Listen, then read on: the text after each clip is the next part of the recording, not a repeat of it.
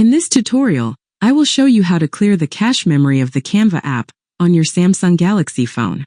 This process can help resolve issues with the app running slowly, free up space on your device, and improve overall performance. Follow my steps below to ensure your Canva app runs smoothly and efficiently.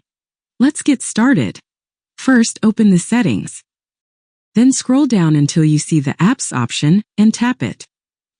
Now you need to find the Canva app. You can look for it among the other apps, or simply tap the search icon in the top right corner to quickly and easily find it. In the search bar, type Canva and then tap on the app. Once you've done that, scroll down a bit and tap the storage option. Finally, tap the clear cache option located in the bottom right corner, and that's it. I hope you have successfully cleared the cache memory of the Canva app. If you found this video helpful, don't forget to like, share, and subscribe to my channel for more useful tutorials.